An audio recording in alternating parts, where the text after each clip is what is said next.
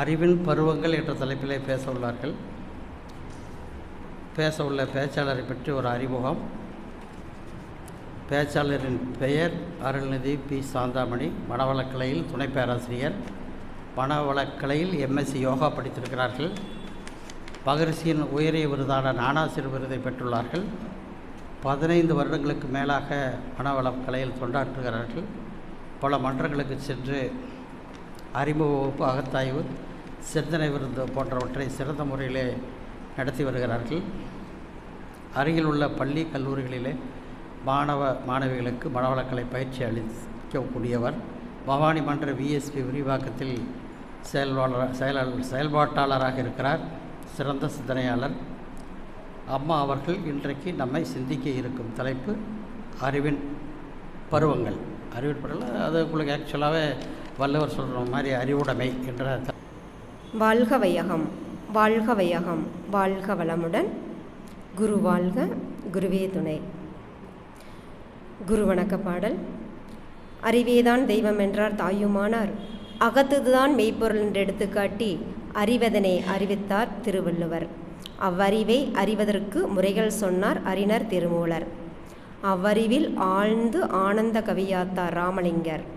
அறிவில் அறிவாய் நிலைத்தோம் அறம் வகுத்தோர் அதனை வாழ்ந்து காட்டினோர் நினைவு கூர்வோம். ஓகே, முதல்ல இந்த வாய்ப்பை எனக்கு அளித்த இறையர்களுக்கும் குருவர்களுக்கும் நன்றியை தெரிவித்து கொண்டு, மேலும் இந்த சிந்தனை விருந்துக்கு வந்துள்ள அன்பர்கள் அனைவருக்கும் என்னுடைய மாலை வணக்கமும் வாழ்க வளமுடன் என்ற வாழ்த்துக்களும். வாழ்க வளமுடன். சரி, நாம் இன்றைக்கி எடுத்துக்கொண்டுள்ள தலைப்பு, சிந்தனைக்கு எடுத்துக்கொண்டுள்ள தலைப்பு அறிவின் பருவங்கள். கொஞ்சம் வித்தியாசமான தலைப்பு. நமக்கு வாழ்க்கை பருவம் அப்படிங்கிறத பற்றி தெரிஞ்சிருக்கோம். இப்போ வாழ்க்கை அப்படின்னா ஒரு 4 பருவங்களாக பிரித்து பார்க்குறோம். ஃபஸ்ட்டு குழந்தை பருவம், அடுத்தது இளமை பருவம், அடுத்தது நடுத்தர பருவம், அடுத்தது பார்த்திங்கன்னா முதுமை பருவம். இப்போ இந்த 4 பருவங்கள் நம்மளுக்கு தெரியும் வாழ்க்கையில். இப்போ இந்த குழந்தை பருவம் அப்படிங்கிறது ரொம்ப கவலையே இல்லாமல் ஜாலியாக மகிழ்ச்சியாக மன நிறைவாக இருக்கக்கூடிய பருவங்கிறது இந்த குழந்தை பருவம் தான். அடுத்து இளமை பருவத்தில் நம்ம என்ன பண்ணுறோங்க, கொஞ்சம் அப்படியே படிக்க ஆரம்பிக்கிறோம். ஒரு தொழில் சார்ந்த படிப்பு, ஒரு தொழிலை கற்றுக்குறோம், ஒரு வேலைக்கு போகிறோம், அப்புறம் திருமணம் பண்ணிக்கிறோம். இதெல்லாம் இந்த இளமை கால பருவத்தில் நடக்கக்கூடியது. அடுத்து பார்த்திங்கன்னா அந்த நடுத்தர பருவம் அப்படிங்கிறது, அதில் தான் பார்த்திங்கன்னா குழந்தைகள் பெற்றுக்கொள்வது, மெயினாக பணம் சம்பாதிப்பது, செல்வத்தை சேர்க்கக்கூடிய பருவம் அப்படிங்கிறது அந்த நடுத்தர பருவம் தான். மேலும் நம்ம என்ன பண்ணிக்கணுங்க, இந்த உலகையெல்லாம் சுற்றி பார்த்து அனுபவிக்கணும். வாழ்க்கையை அனுபவிக்கக்கூடிய பருவமே இந்த நடுத்தர பருவம் தான்.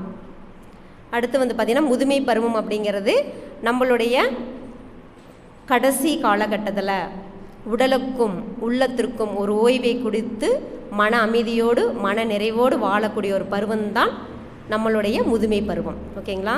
சரி, இதெல்லாம் நமக்கு தெரியுது. சரி, அறிவின் பருவம், இது கொஞ்சம் இந்த தலைப்புக்குள்ளே போகிறதுக்கு முன்னாடி நாம் அறிவுனா என்ன அதை பற்றி தெரிஞ்சுக்கிட்டு அப்புறம் நாம் அறிவின் பருவங்களை பற்றி பார்க்கலாம். ஓகேங்களா?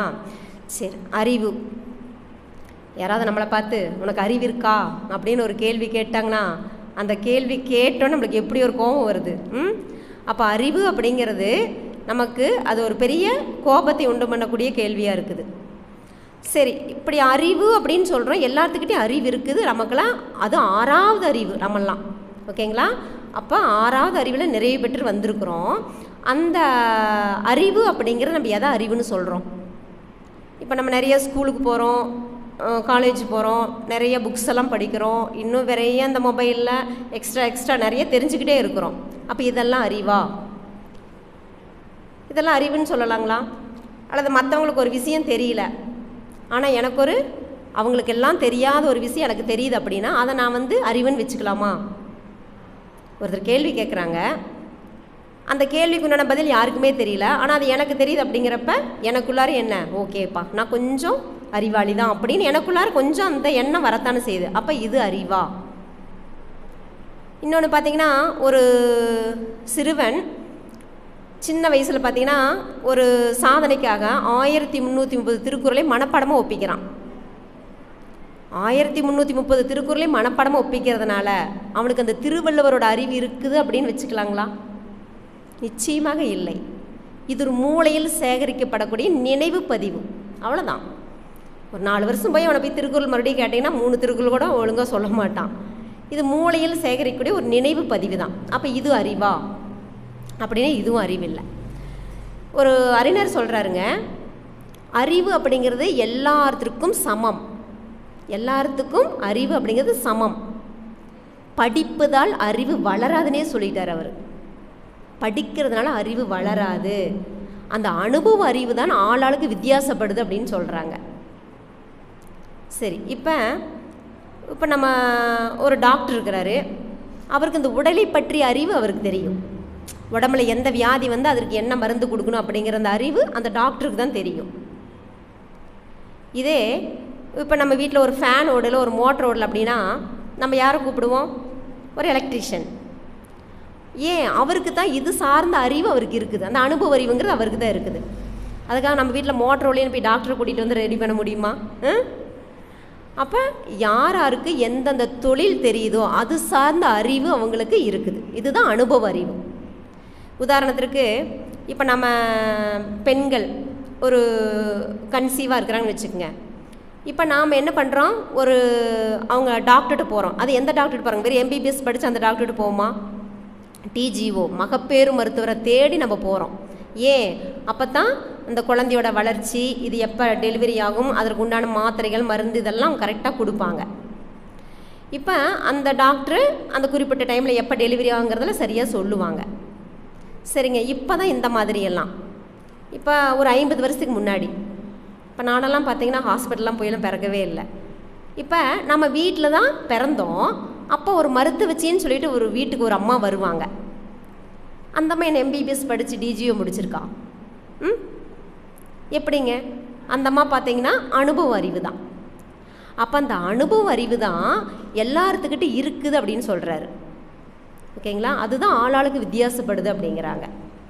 அது அந்த அம்மா பாருங்கள், அழகாக பிரசவமெல்லாம் பண்ணி கொடுத்துட்டு அந்த தாய்க்கு தேவையான இதெல்லாம் சாப்பிடணும், இதை சாப்பிடக்கூடாது அப்படின்னு அதெல்லாம் சொல்லிட்டு குழந்தைகளை எப்படி பராமரிக்கணுங்கிற இது சொல்லி கொடுத்துட்டு போகும். அப்போ அந்த மாதிரி அறிவுங்கிறது அனுபவத்தில் தான் வரும் அப்படின்னு சொல்கிறாங்க. சரிங்க, இந்த அறிவை பற்றி நம்மளுடைய அறிஞர்களை என்ன சொல்கிறாங்க அப்படின்னு பார்த்தீங்கன்னா, திருமூலர் திருமந்திரத்தில் என்ன சொல்கிறாருன்னா, எல்லாம் அறியும் அறிவுதனை விட்டு எல்லாம் அறிந்தும் பயன் இங்கு இல்லை, எல்லாம் அறிந்த அறிவு நான் என்றால் எல்லாம் அறிந்த இறை எனலாமே அப்படிங்கிறார். அவர் என்ன சொல்கிறாருன்னா, அறிவு அப்படிங்கிறதுக்கு இந்த அறிவு எதை உணரணுமோ அதைத்தான் உணர்ந்துக்கணும். அதை விட்டுட்டு தேவையில்லாதெல்லாம் வாங்கி வாங்கி வாங்கி அதை தெரிஞ்சுக்கிட்டேன் இதை தெரிஞ்சுக்கிட்டேங்கனால ஒரு பிரயோஜனம் இல்லை, இந்த அறிவால் ஒரு பயனும் இல்லைங்கிறார். அப்போ அந்த அறிவை அறிந்த அந்த அறிவு நான் என்றால் அந்த அறிவு தான் நானாக இருக்கிறேன். அப்போ அந்த நான் யார்? அந்த அறிவே தெய்வம். அப்போ நான் இறை எனலாமே அப்படின்னு அந்த அறிவை பற்றி திருமூலர் சொல்கிறார். அடுத்தது திருவள்ளுவர், எப்பொருள் எத்தன்மையாயினும் அப்பொருள் மெய்ப்பொருள் காண்பது அறிவு அப்படிங்கிறாங்க. ஒரு பொருள் எப்படிப்பட்ட தன்மையாக இருந்தாலும் அதனோட உண்மை தன்மையை அறிவது தான் உண்மையான அறிவுங்கிறாரு. அதுதான் உயரிய அறிவுன்னு சொல்கிறாருங்க.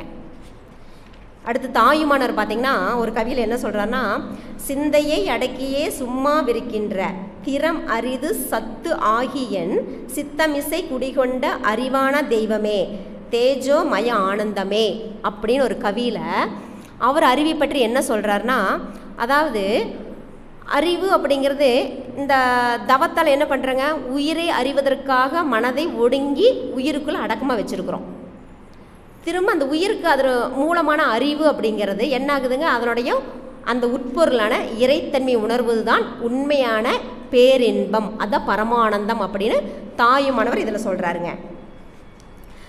இதே ஒரு கன்ஃபியூசியஸ் அப்படிங்கிற ஒரு தத்துவ ஞானி அறிவை பற்றி என்ன சொல்கிறார் அப்படின்னு பார்த்தீங்கன்னா, நமக்கு என்ன தெரியும் என்ன தெரியாது அப்படிங்கிறத பற்றி நான் தெளிவாக தெரிந்து வச்சுக்கிறது தான் அறிவுங்கிறார். எனக்கு என்ன தெரியும் எனக்கு என்ன தெரியாது, நான் அதில் தெளிவாக இருக்கணும், அதுதான் உண்மையான அறிவுங்கிறார். அப்போ அறிவை பற்றி இப்படி நிறைய சொல்லிகிட்டு இருக்காங்க. நம்ம வேதாத்ரி மகரிஷி அறிவை பற்றி என்ன சொல்கிறாருன்னு பார்த்தீங்கன்னா, அவர் இயற்கை அறிவு அப்படிங்கிறார். இயற்கை அறிவு அதை இன்ஸ்டிங்க்டிவ். அப்போ அந்த இயற்கை அறிவுங்கிறது வந்து பார்த்திங்கன்னா எல்லா உயிருக்கும் பொதுவானது. அந்த இயற்கை அறிவு தான் எல்லா உயிருக்கும் பொதுவானது. அதுதான் எல்லாத்துக்கிட்டேயும் இருப்பாக இருக்குது. அதுதான் நிரந்தரமான அறிவு. அதுதான் வற்றா இருப்பு அப்படின்னு சொல்கிறார். அவர் சொல்கிறார், இந்த உலகத்தில், இந்த பிரபஞ்சத்தில் இந்த அறிவு இல்லாத ஒரு பொருளோ நிகழ்ச்சியோ எதுவுமே இல்லை அப்படிங்கிறார். அப்போ அறிவு இல்லாத ஒரு பொருளும் இல்லை, ஒரு நிகழ்ச்சியும் இல்லை அப்படிங்கிறார். அப்போ இந்த மகரிஷி கூறக்கூடிய இந்த அறிவு அப்படிங்கிறது இந்த எல்லா தோற்ற பொருள் இருக்குது பார்த்தீங்களா, ஜட பொருளாகட்டும் நம்மளாக உயிர் பொருளாகட்டும், நமக்குள் இருக்கக்கூடிய அந்த இயக்க ஒழுங்கு தான் அறிவு அப்படிங்கிறார். அதுதான் பேரறிவு. இப்போ உதாரணத்திற்கு சூரியன் எடுத்துக்கங்க. இப்போ நாம் வாழக்கூடிய பூமி, இப்போ சூரியனிலிருந்து ஒரு 9 கோடி மைல் டிஸ்டன்ஸில் பூமி சூரியனை சுற்றிட்டு இருக்குது. பூமி தன்னைத்தானாவே சுற்றுது, சூரியனையும் சுற்றிட்டு இருக்குது. இது ஏதாவது ஒரு செகண்ட் அந்த அறிவிலிருந்து அது மாறுதுங்களா? அப்படி மாறிச்சுன்னா பூமியும் இல்லை, பூமியில் வாழக்கூடிய நாமளுமே இல்லை. அப்போ அது எவ்வளோ ஒரு துல்லியமாக அந்த பேரறிவோட வேலை செய்யுது. இதுதான் அறிவு அப்படிங்கிறார் மகரிஷி. ஒவ்வொரு பொருளில் இருக்கக்கூடிய அந்த இயக்க ஒழுங்கு தான் அறிவு, அந்த பேரறிவு அப்படின்னு சொல்கிறாங்க. ஓகேங்களா?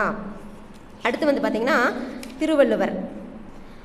இந்த திருவள்ளுவர் அறிவை பற்றி என்ன சொல்கிறாருன்னா, ஒரு அறிவுடைமை அப்படிங்கிற ஒரு அதிகாரத்தில் 10 திருக்குறளுமே அறிவை பற்றி தான் நம்மளுக்கு எழுதியிருக்கிறார். அதில் அறிவு அற்றம் காக்கும் கருவி செருவார்க்கு உள்ளளிக்கலாகா அரண் அப்படிங்கிறாங்க. அதாவது இந்த அறிவு அப்படிங்கிறது ஒரு அழிவு வராமல் காக்கக்கூடிய கருவி. நம்மக்கிட்ட இருக்கிற அறிவுக்கு ஏதாவது அழிவு வருங்களா? இல்லை. பகைவர்கள் கூட நம்மளுடைய அறிவை வந்து அழிக்க முடியாது. அப்படி ஒரு கோட்டையாக இருந்து நிற்கக்கூடிய அரணாக இருப்பது தான் இந்த அறிவு அப்படிங்கிறாங்க. இன்னொரு திருக்குறளை பாருங்கள். அதே அறிவுடைமை அப்படிங்கிற அதிகாரத்தில் சென்ற இடத்தால் செலவிடாது தீதொரின் நன்றின்பால் உயிப்பது அறிவு. இந்த மனதை கண்ட இடத்துலலாம் அளப்பாய விடாமல் நல்ல வழியில் செலுத்துவது தான் உயரிய அறிவு அப்படிங்கிறாங்க. அப்போ அறிவு அப்படிங்கிறதுக்கு நிறைய சித்தர்கள் மகான்கள் எல்லாருமே என்ன பண்ணியிருக்கிறாங்க, நிறைய கருத்துக்கள் சொல்லியிருக்காங்க. அப்போ அறிவு அப்படின்னு அதற்கு சரியான பொருள் உண்மை. இதுதான் உண்மைதான் அறிவுக்கு சரியான ஒரு பொருளுங்க. அதைத்தான் மகரிஷி என்னங்கிறாருங்க, அதுதான் அந்த இருப்பு. இப்போ அந்த நாம் எல்லாம் தெரியும், சுத்த வெளியில் இருந்தால் நம்மளுக்கு வந்தோன்னு தெரியும். அந்த சுத்த வெளியில், அதாவது தோன்றக்கூடிய ஒன்றிலிருந்து வந்த நாமெல்லாம் அங்கே அறிவில்லாமல் நமக்கெல்லாம் அறிவு இருக்குங்களா? அப்போ தோன்றிய ஒன்றில் இருக்கக்கூடிய அறிவு எங்கிருந்து வந்தோமோ அதுக்கு தான் பேரறிவாக இருக்குதில்ல. அப்போ அந்த சுத்த வெளியில் இருக்கக்கூடிய அறிவு இருப்பு ஆற்றலாக இருக்குது. நமக்கு தோற்ற பொருள்கள் எல்லாம் இயக்க ஆற்றலாக இருக்குது. அப்போ அறிவு அப்படிங்கிறது பேரறிவு தான். நம்மளுடைய உயிர் பொருள்களிலும் ஜட பொருள்களிலும் இருப்பு, அதாவது இயக்க ஆற்றலாக இருக்குது அப்படின்னு சொல்கிறாங்க. அடுத்து வந்து பார்த்திங்கன்னா இந்த அறிவை பற்றி நிறைய சொல்லியிருக்காங்க. சரி, இப்போ இந்த நம்ம வாழ்க்கையை நல்வழிப்படுத்தக்கூடிய அந்த உண்மையை தெரிந்து கொள்ளக்கூடிய அந்த அறிவு அப்படிங்கிறத 5 பருவங்களாக பிரிச்சிருக்கிறார் நம்ம வேதாத்ரி மகரிஷி. இப்போ தான் நம்ம தலைப்புக்குள்ளாரியே வர்றோம். ஓகேங்களா? சரி, அறிவின் பருவங்கள். நம்மளுடைய அறிவியை 5 பருவங்களாக பிரிச்சிருக்கிறார். இது ஆக்சுவலாக பார்த்திங்கன்னா நம்ம இந்த தலைப்பு நான் வாழ்க்கை மலர் புக் இருக்குது பார்த்தீங்களா, அதில் நாளொரு நற்சிந்தனை படிப்பு பார்த்தீங்களா, அதில் மார்ச் 27, அதாவது மகரிஷியோட மகா சமாதிக்கு ஒரு நாள் முன்னாடி இந்த சிந்தனையை மகரிஷி கொடுத்துருக்கிறார். ஓகேங்களா? அப்போ அறிவின் பருவங்கள்னு சொல்லிட்டு அந்த அறிவி 5 பருவங்களாக பிரிச்சிருக்கிறார். அது பாருங்கள், இது வந்து நான் அப்படியே தான் எழுதியிருக்கிறேன். மகரிஷி சொன்ன வார்த்தையை நம்ம ஒரு வரிகோட கூட்டவோ குறைக்கவோ கூடாது. அதற்காக மகரிஷி சொன்ன அந்த 5 பருவங்களை நான் அப்படியே எழுதியிருக்கிறேன். முதல் பருவம், மனிதனாக பிறந்தும் தான் மனித இனம் என அறிந்து கொள்ளாத பருவம். இதுதான் முதல் பருவம். இரண்டாவது பருவம், மனிதன் என்று அறிந்தும் மனிதனாக நடந்து கொள்ளாத பருவம். அடுத்து மூன்றாவது பருவம், மனிதனாக வாழ தெரிந்தும் அதுவரையில் அறியாமையல் கொண்ட பழக்கங்களிலிருந்து தன்னை விடுவித்து கொள்ள தெரியாததால் உணர்ச்சி ஆராய்ச்சி என்ற 2 வகை போட்டிகளுக்கு இடையே வாழும் பருவம். இதுதான் மூன்றாவது பருவம். நாலாவது பருவம், அறிவும் செயல்களும் ஒன்றுபட்டு மனிதன் மனிதனாகவே வாழும் பருவம். ஐந்தாவது, தான் நெறியோடு வாழ்ந்தும் தெளிவு அற்றவர்களால் தனக்கும் சமுதாயத்திற்கும் விளையும் கேடுகளை நீக்கி தன்னை போல் உலக மக்கள் அனைவரும் நெறி அறிந்து வாழும் சூழ்நிலைகளை உருவாக்க வேண்டும் என்று முனைந்து செயலாற்றும் பருவம். இந்த மாதிரி அருவியே பாருங்கள் 5 பருவங்களாக பிரிச்சிருக்கிறார். இப்போ இந்த 5 பருவங்களை பற்றி தான் நம்ம கொஞ்ச நேரம் இப்போ சிந்திக்க போகிறோம். ஓகேங்களா? சரி, இந்த 5 வகை பருவங்களில் நம்ம மக்கள் வாழ்ந்துக்கிட்டு தான் இருக்கிறோம். ஏதோ ஒரு நிலையில் நம்ம இருந்துட்டு தான் இருக்கிறோம். ஓகேங்களா? சரி, இதில் முதல் பருவம் என்னங்க? மனிதனாக பிறந்தும் தான் மனித இனம் என்று அறிந்து கொள்ள முடியாத ஒரு பருவம். இது குழந்தை பருவம். ஓகேங்களா? சரி, ஒரு குழந்தை இருக்குது. அந்த குழந்தைக்கு தான் மனிதன் அப்படின்னு தெரியுமா? அந்த குழந்தைக்கு தான் ஒரு குழந்தைனே தெரியாது. அப்புறம் எங்கே போய் மனிதன் தெரிஞ்சுக்கும்? அப்போ அந்த குழந்தை பார்த்திங்கன்னா பிறக்குது. அந்த 5 அறிவு வரைக்கும் அதோட வளர்ச்சி பாருங்கள். இப்போ அம்மா வயிற்றில் ஒரு குழந்தை இருக்குதுன்னு வச்சுக்கோங்க. இப்போ ஓரறிவு தாவரம் எப்படி இருக்கும்? ஒரே இடத்துல இருக்குமா? கொஞ்சம் நகராமல் ஒரே இடத்துல இருக்கும். அப்போ அம்மா வயிற்றில் இருக்கக்கூடிய அந்த குழந்தை முதல்ல ஓரறிவு தாவரம் போல் ஒரே இடத்துல அம்மாவோட வயிற்றுக்குள் இருக்குது, நிலையாக இருக்குது. ஓகேங்களா? சரி, பிறந்து வந்தோன்னே ஒரு 2 மாதத்து குழந்தை நீங்கள் அப்படியே கீழே போட்டு படுக்க வச்சுருக்குறோம். அப்போ அதோட அசைவுகள் அப்படியே 2 அறிவு புழுக்கள் போல் இருக்குமாம்மா. அப்படியே புழு லைட்டாக நகர்ற மாதிரி அதோட அசைவுகள் உடம்பு லைட்டாக அசைக்கும். 2 அறிவு புழுக்கள் போல் இருக்கும். அடுத்தது ஒரு 4 மாதம் ஆயுதுன்னு வச்சுக்கோங்க, நல்லா கை கால்லாம் ஆட்டும். இப்போ 3வது அறிவு அப்படிங்கிறப்ப பார்த்தீங்கன்னா கரப்பாம்பூச்சி எடுத்துங்க, தேனி, எறும்பு, இந்த மாதிரி பூச்சி வகைகள்லாம். அப்போ அந்த கரப்பாம்பூச்சி கவிழ்த்தி போட்டோம்னா அது பாருங்கள் கை காலில் எப்படி ஆட்டும். அதே போல தான் அந்த குழந்தை ஒரு 4 மாதத்தில் என்ன பண்ணுங்க, நல்லா கை காலம் ஆட்டிகிட்டு இருக்கும். அப்போ நீங்கள் ஏதாவது கொடுத்தீங்கன்னா டக்குன்னு இறுக்கி பிடிச்சிக்கும். அதுபோல் அடுத்து 4வது இது என்னென்னு 4வது அறிவு என்னென்னு பார்த்தீங்கன்னா ஊர்வனை. அதே குழந்தை குப்புறப்படுத்தணும் என்ன பண்ணு, கொஞ்சம் ஃபஸ்ட்டு நீந்தி போகும். ஊர்வனை போகுது பார்த்தீங்களா, பாம்பு நீந்தி போகிற மாதிரி அந்த குழந்தையும் என்ன பண்ணுதுங்க, அந்த 5 அறிவு 4 அறிவு ஊர்வனை போல் நீந்தி போகும். அடுத்தது 5வது அறிவான விலங்குகளைப் போல மண்டி போட்டு தவழ்ந்து போகும். அப்போ 4 காலில் போகுதா விலங்குகளை போல். அப்போ ஒரு குழந்தை வயிற்றிலிருந்து பிறந்து தவழ்ந்து மண்டி போட்டு தவழ்கிற வரைக்கும் அது 5 அறிவு விலங்கினங்களோட அந்த குணாதிசயத்தை கொண்டு இருக்குது. அப்போ இந்த மனிதனாக பிறந்தும் தான் மனிதன் என்று அறிந்து கொள்ளாத பருவங்கிறது இந்த குழந்தை பருவம்தான். ஓகேங்களா? அப்போ இந்த குழந்தை அப்படிங்கிறது அதுக்கு பெருசாக வேறு ஒன்றும் தெரியாது. என்ன பண்ணும், பால் குடிக்கும், பாத்ரூம் போகும், இது தானே பண்ணிக்கிட்டு இருக்குது. இன்னும் ஒரு இது மேலே போய் தான் ஆணா பெண்ணா அப்படிங்கிற வித்தியாசம் கூட தெரியாது குழந்தைக்கு. கிட்டத்தட்ட ஒரு 7-8 வயசு வரைக்கும் பார்த்தீங்கன்னா ஒரு ஆண் குழந்தையும் பெண் குழந்தையும் ஒன்றா தான் சேர்ந்து விளையாடுவாங்க. அவங்களுக்குள்ளார ஒரு பிரிவினையெல்லாம் வராது. நீ பாய்ஸு நான் கேர்ள்ஸ் அப்படிங்கிற அந்த வேற்றுமையெல்லாம் வராது. எல்லாம் ஒன்றா சேர்ந்துட்டு எல்லாம் ஜாலியாக விளையாண்டுட்டு இருப்பாங்க. அப்போ அந்த ஒரு 12 வயசுக்கு மேலே தான் என்ன ஆகுதுங்க, அந்த பருவமடையக்கூடிய வயசு வந்த உடனே தான் நான் பொண்ணு நீ பையன் அப்படிங்கிற அந்த வேறுபாடு அவங்களுக்குள்ளே வர ஆரம்பிக்குது. அது வரைக்கும் தன் மனிதன் அப்படின்னு தெரியாது, தான் ஒரு ஆணா பெண்ணா அப்படிங்கிற அந்த வித்தியாசம் அவங்களுக்கு தெரியாது. ஓகேங்களா? இதுதான் பார்த்திங்கன்னா முதல் பருவம். மனிதனாக பிறந்துட்டோம், ஒரு குழந்தை அப்படிங்கிறது அது 6 அறிவு படைத்த மனிதன் தானே. அப்போ மனிதனாக பிறந்தும் அது மனிதன் என்று அறிந்து கொள்ள முடியாத பருவங்கிறது குழந்தை பருவம் தான். ஓகேங்களா?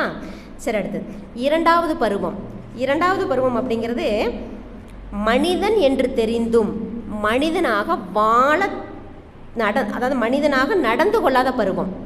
ஓகேங்களா? சரி, இதை நான் எப்படி எடுத்துக்கிட்டேன்னா, நான் மனவளக்கலைக்கு முன்பு அப்படின்னு எடுத்துக்கலாமா? இப்போ ஒரு 15, 16, 20 வயசாட்டு ஆயிடுச்சு. இப்போ நான் மனிதன் அப்படிங்கிறது எனக்கு தெரியுது. ஆனால் நான் மனிதனாக நடந்து கொள்கின்றேனா? இல்லை. நான் இன்னும் என்ன பண்ணிகிட்டு இருக்கிறேங்க, 5 அறிவு விலங்குகளை போல தான் எல்லாவோட செயல்களும் நான் செஞ்சுக்கிட்டு இருக்கிறேன். அப்போ இந்த மனிதனாக உணராமல் மிருகத்தனமாக நடந்து கொள்ளுதல்.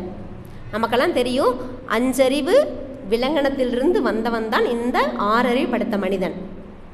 அப்போ நம்ம அப்படி வந்துட்டோம்னா வளைஞ்சு நம்ம மனிதன் நம்ம சொல்ல முடியுமா? அப்போ மிருகங்கள்லேருந்து வந்த நாம் சூப்பர் அனிமல் அப்படின்னு வேணால் சொல்லிக்கலாமா? வளைஞ்சு மனிதன் அப்படின்னு சொல்லக்கூடிய அளவுக்கு நம்மளுடைய அந்த வாழ்க்கை இல்லை. ஏன் மனிதனாகவே நடந்து கொள்ள தெரியல. அப்போ அவன் எப்படி இருக்கிறானுங்க, விலங்கு போல் அப்படியே என்ன பண்ணுறான், நாயாட்ட கத்துறோம், பாம்பாட்ட சீர்றோம், தேலாட்ட கொட்டுறோம். இப்படி எல்லா விலங்குகளோட குணாதிசயமும் நம்மளுக்குள்ளே வருதுங்களா வரலையா?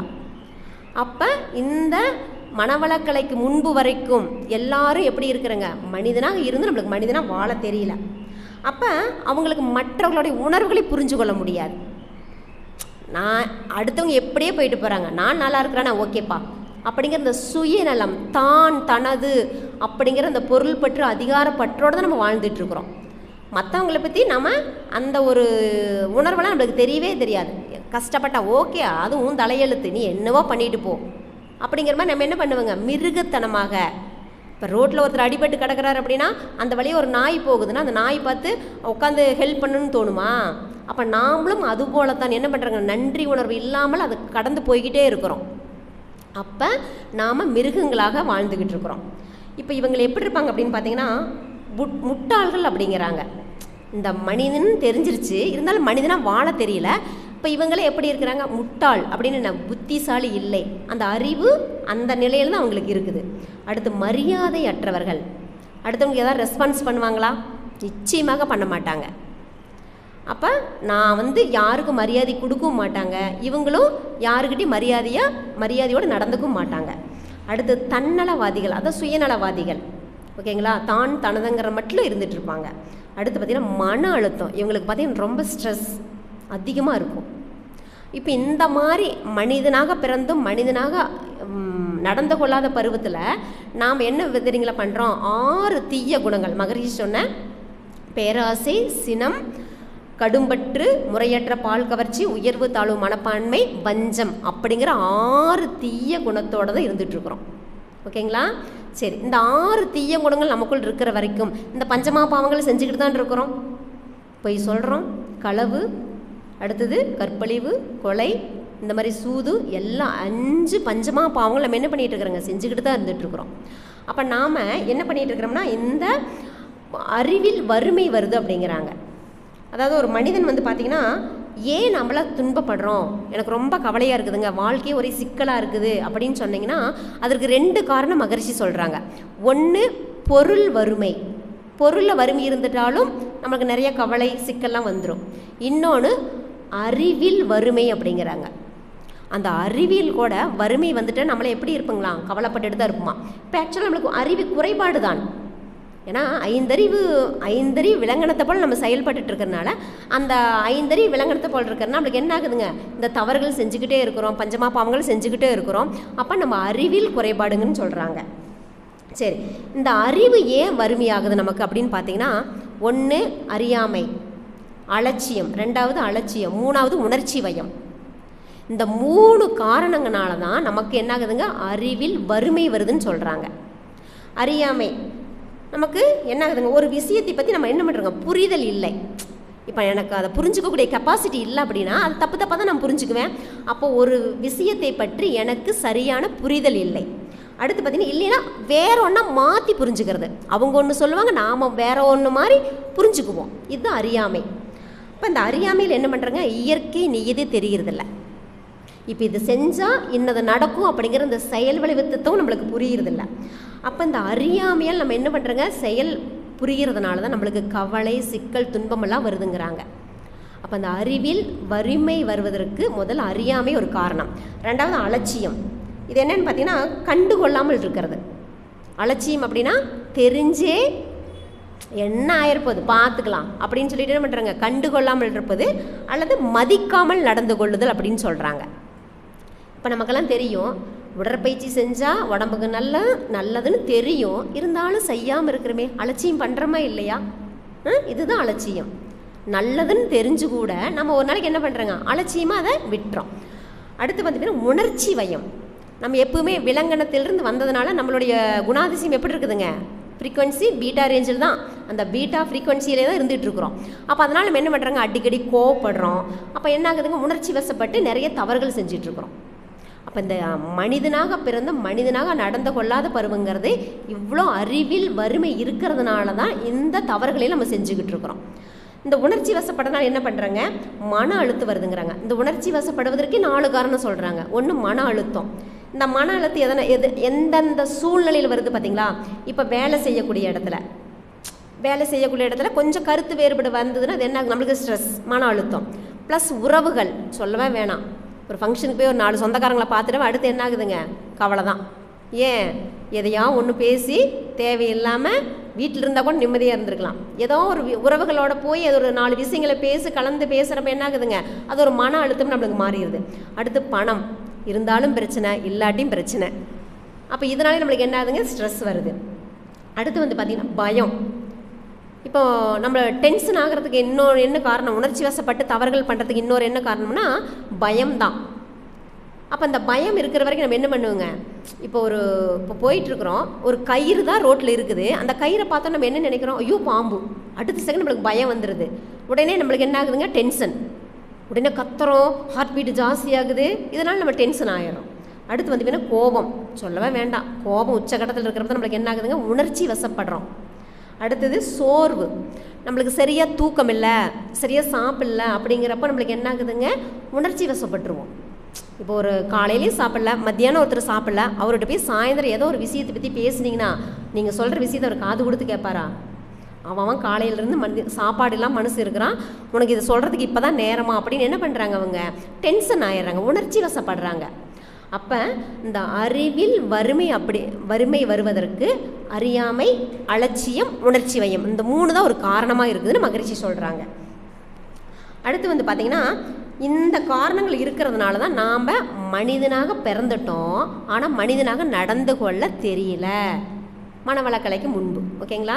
சரி, அடுத்தது 3வது பருவம்.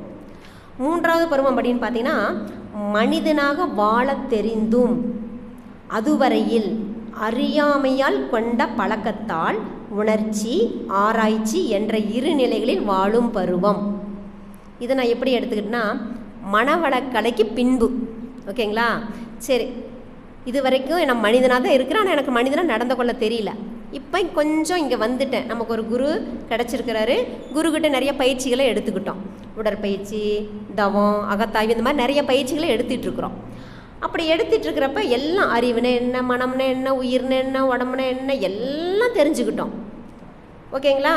அப்படி எல்லாம் தெரிஞ்ச பின்னாடியும் நம்ம என்ன பண்ணிகிட்ருக்குறோங்க, அகத்தாய்வெல்லாம் செய்கிறோம்.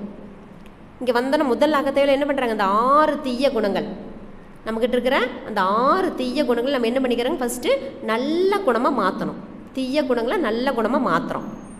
பேராசி என்ன பண்ணுறான், நிறைமனமாக மாற்றிக்கணும்ப்பா, சினத்தை கொஞ்சம் பொறுமையாக மாற்றிக்கணும், கடும்பற்ற ஈகையாக மாற்றணும், உயர்வு தாழ்வு மனப்பான்மையை சமநோக்காக பார்க்கணும், முறையற்ற பால் கவர்ச்சியை கற்பு நெறியாக மாற்றணும், அடுத்து வஞ்சத்தை மன்னிப்பாக மாற்றிக்கணும். இதெல்லாம் நம்ம என்ன பண்ணிட்டு இருக்கிறோங்க, கற்றுக்கிட்டோம், செய்யறோமா? அப்போ இங்கே வந்துட்டோம், எல்லாம் தெரியுது. இப்போ மனிதனாக வாழ தெரிந்தும் அதுவரையில் அறியாமையால் கொண்ட பழக்கம். அப்போ உணர்ச்சி, ஆராய்ச்சி, இந்த 2ல் தான் நம்ம என்ன பண்ணிகிட்டு இருக்கிறோங்க, பழக்கத்திற்கும் விளக்கத்திற்கும் இடையே போராடக்கூடிய ஒரு ஜீவன்னா அது மனிதன் தான் அப்படிங்கிறார் மகரிஷியே.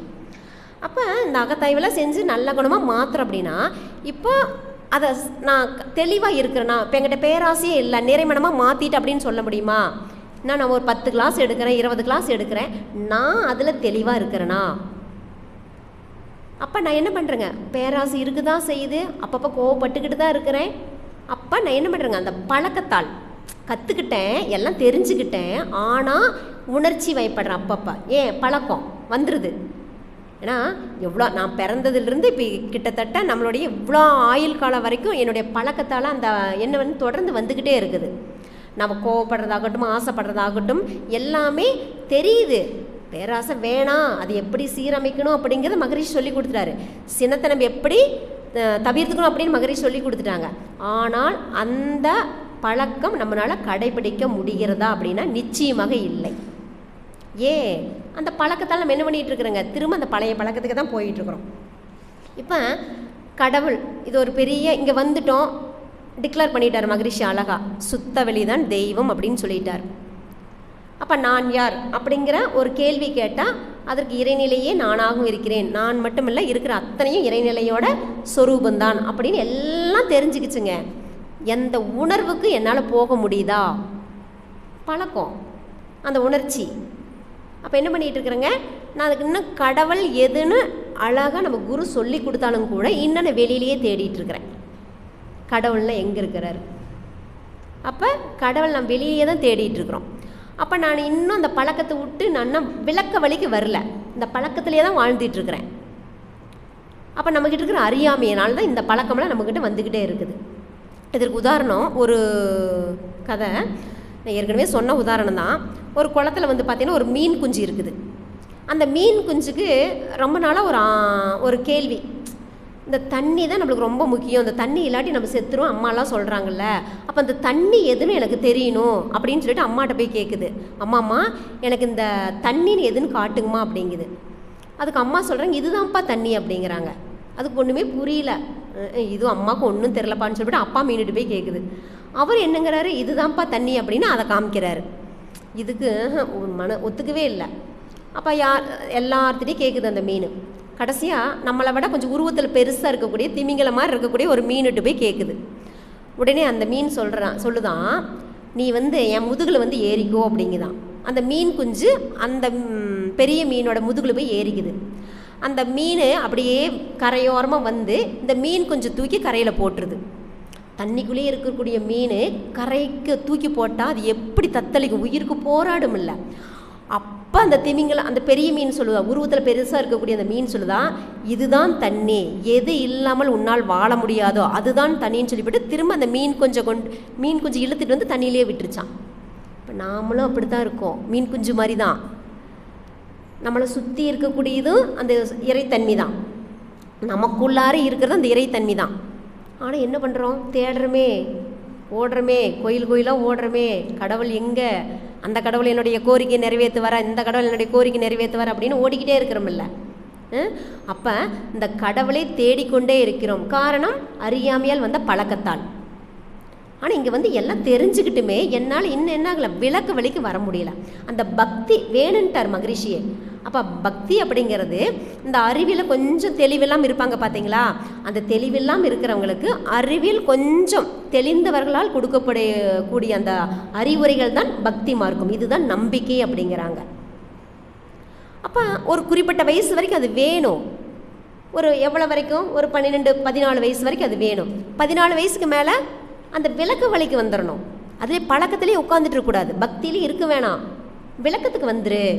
ஏன், உனக்கு சுயமாக சிந்திக்கக்கூடிய அறிவு வந்துருச்சு, அந்த அறிவின் பருவத்துக்கு நீ வந்துட்ட.